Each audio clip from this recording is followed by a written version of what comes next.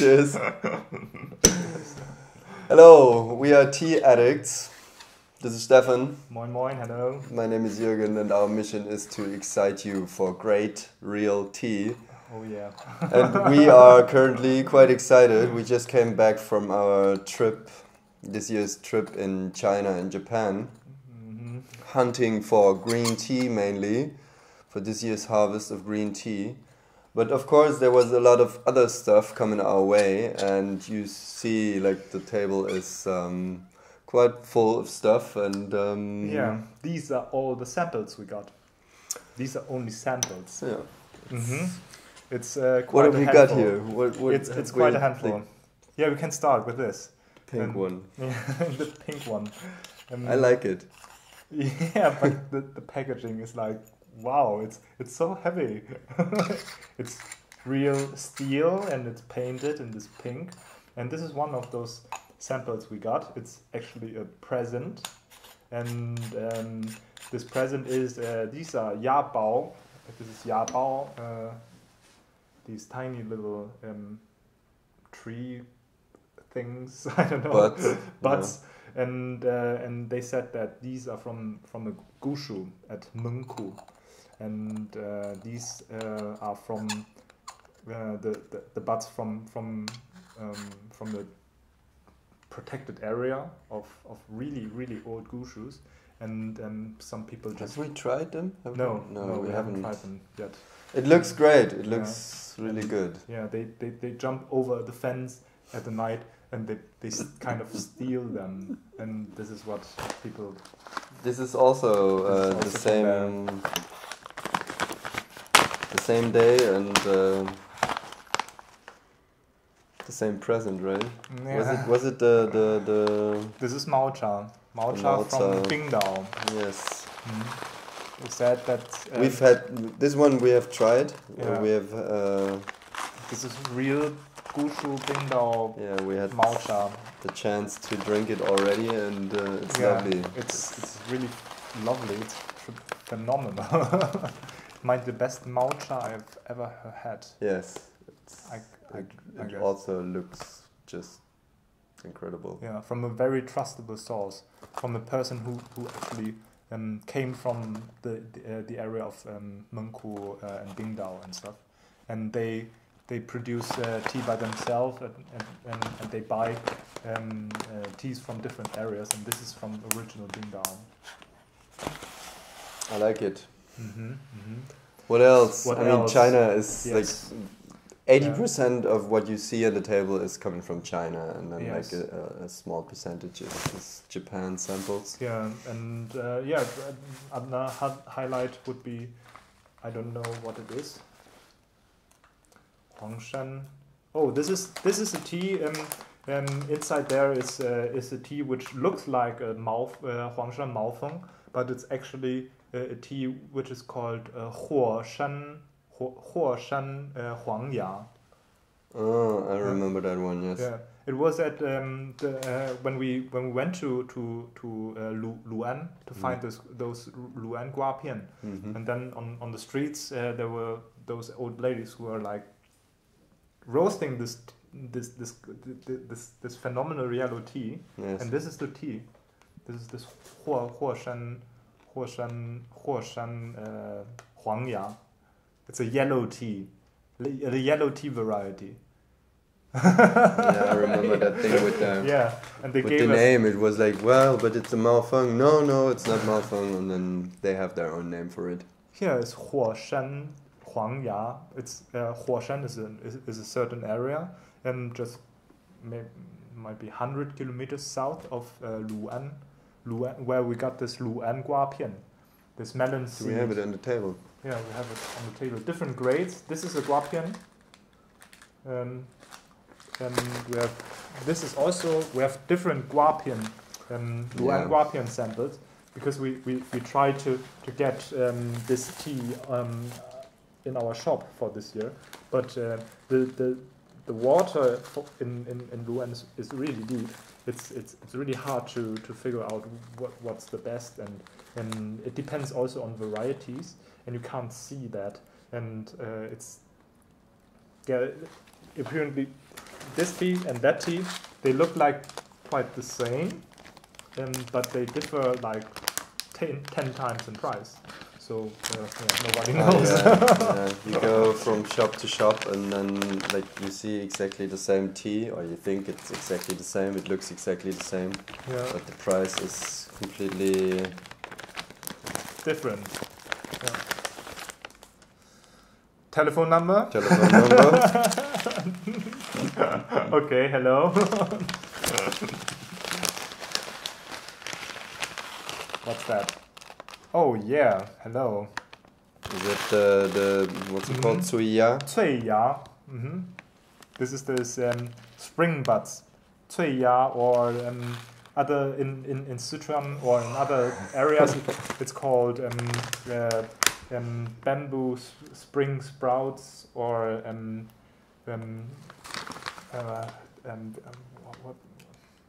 I can't remember. It feels like ages ago. Yeah, it's ages, but no, it's actually not. It's 4 weeks ago. 4 weeks ago, and this is only the bud from those high mountain areas of Guizhou, and there it's called Tsuiya. Yeah. It's also pricey. Yeah, we got. Sometimes we have a price tag on it. It's a retail, no, not retail, wholesale price, and sometimes it's still, wow. It's still more expensive than you would expect for a retail price. Yes. Yeah. And there's this Guizhou Maofeng. The Tsuya we didn't purchase this year, no? No, it was very pricey. It was too expensive. And also we worked quite a bit early for the harvest over there. Yeah. So it was not so easy, and that's why we moved to another areas, and then later on we moved to Anhui. And there we found a couple of nice teas too. Do we have one on the table? Anhui, yes, we have this. This is from Anhui? Ah, yes. Yeah, should I? Great tea.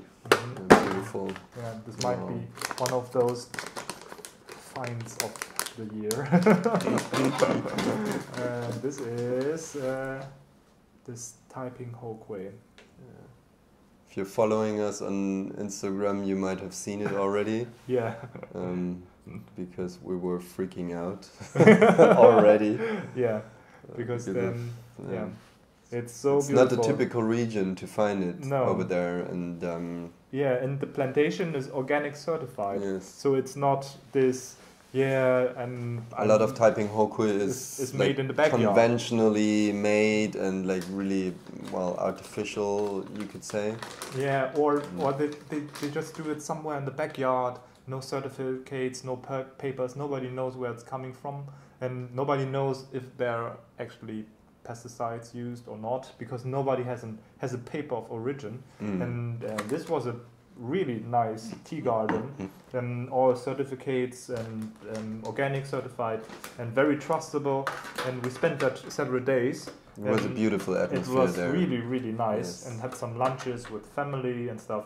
And the tea. Positive vibrations. Yeah, the tea gets so much better if you have a proper lunch with those folks. Yeah, people got really trustable then, and then the tea gets better and better. What's the one? I can't remember. What's the one in the window? This one. Yeah, it's this one too. Yeah, these are the same. This is £1, and we purchased it at the same plantation, or what was the story behind this one? This tea is from Guizhou, from Guiyang. Yes. From Guiyang Tea Market. Yes. It's also that market purchase. Yeah, from this general wholesalers market. Yeah. You know the story about this tea? You remember? Not really. Not really. If I see the pictures, I will know. Yeah. But we ran into this shop, and then I asked the vendor there, the wholesaler vendor, show me something different. We want it was a woman. It was a woman. Let's see something really. That was the indoor market, wasn't it? It is indoor market. Indoor market. Yeah. Yes. This Tsuya, this Maofeng, this standard green, this ordinary green teas we've seen a lot. Show us something different, something very, very special. And then she showed us this tea. And this is a wild pluck, only leaves, and it's kind of an oolong. She said it's not fully oxidized. It doesn't look fully oxidized. No, it's kind of it's a very tricky kind of oolong. And it reminds me of this Milangxiang Dansong. It's kind of a Dansong feeling. Okay.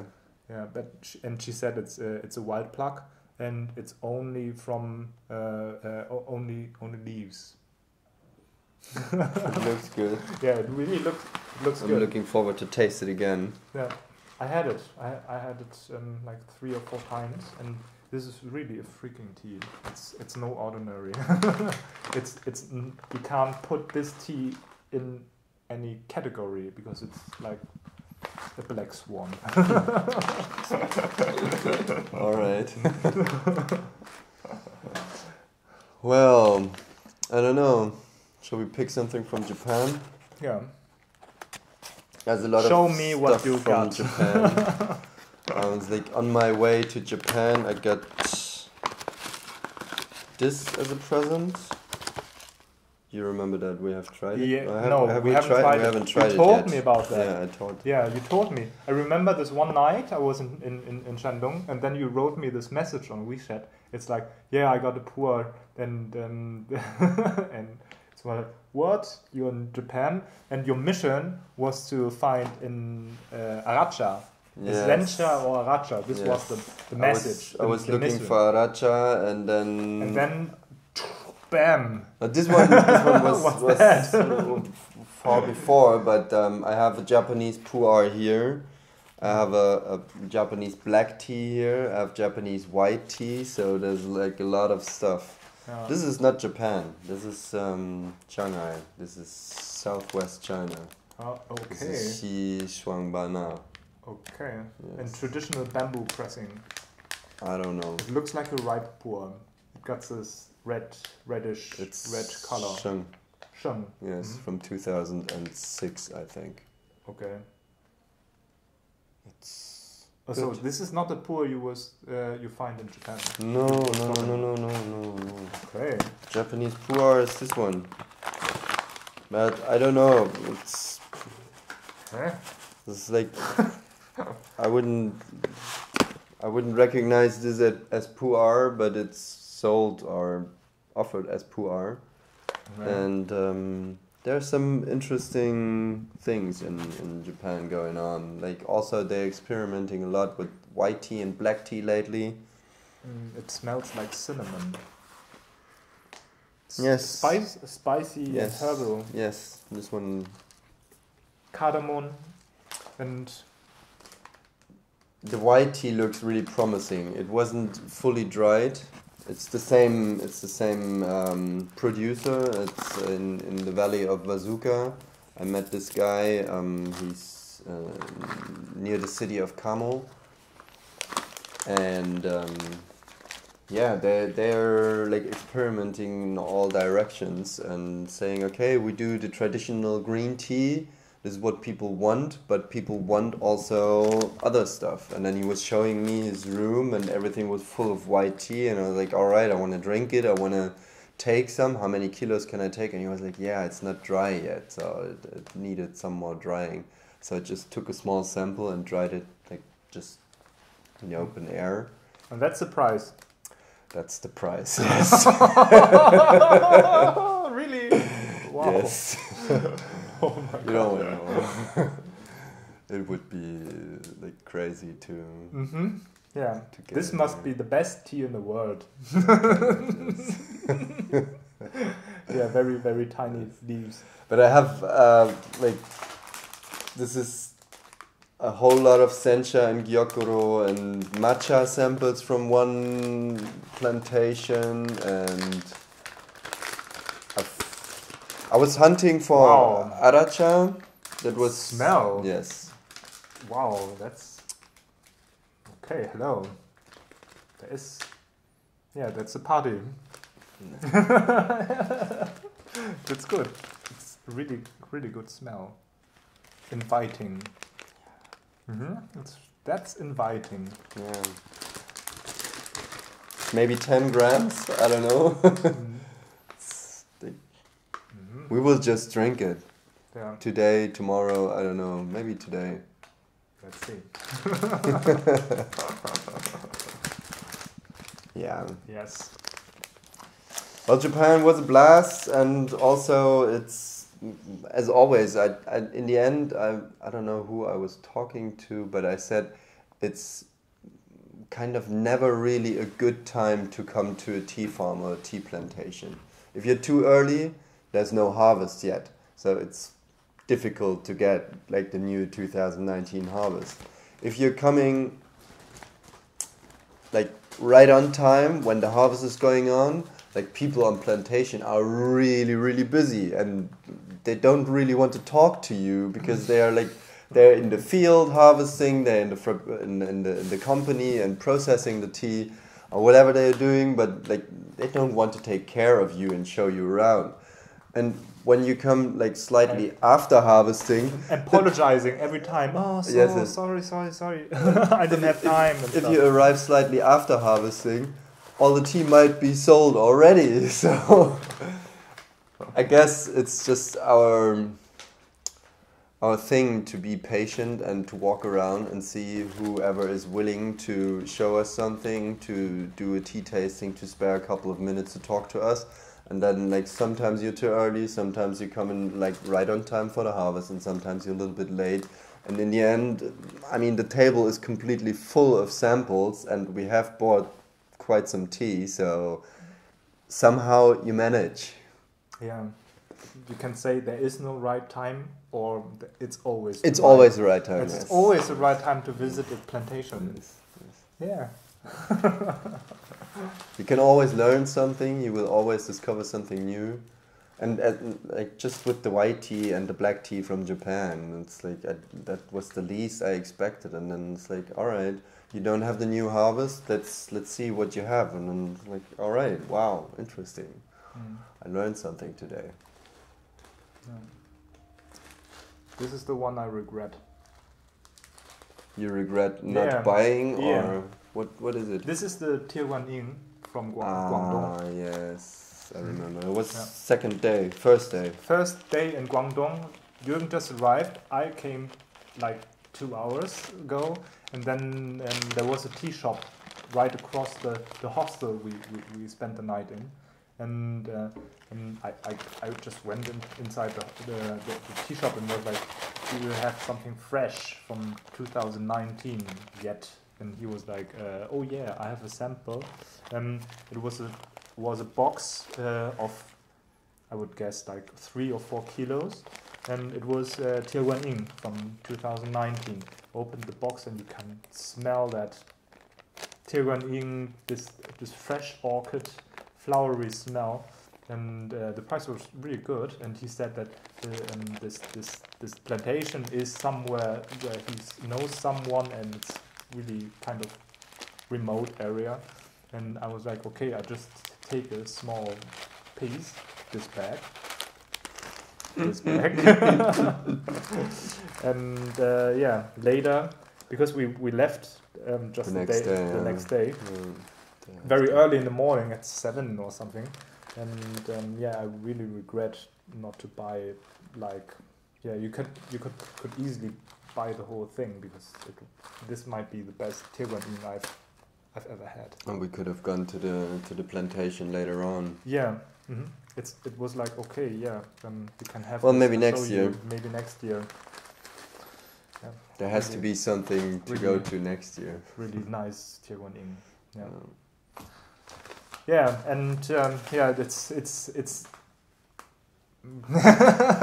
Endless stories. It's an endless story. There's so many samples. There we have Keemun here, just to pick someone. This is Keemun, and we have several kinds and grades of Yabao. and lots of green. Mainly green tea. Yeah, this was a green tea exploration thing. 50 shades of green. 50 shades of green. All yes. on this table. And some of those samples will be presented in the shop the next month or the next weeks. You can, if you're living in Hamburg or you're eager to visit Hamburg as a tourist or I don't know, then you can come to our shop and buy those teas, of course. And but on non-shop, I think it will take like 2 or 3 weeks to clear out the video material, the footage and stuff, because we want to show you where your tea is actually coming from, breaking out this anonymous chain of trade. We want to show you where exactly is your stuff, your consumer goods are coming from. I guess that's it for now. Yeah, thanks for watching. Take care, enjoy your tea. See you soon. See you soon. Bye-bye. Bye.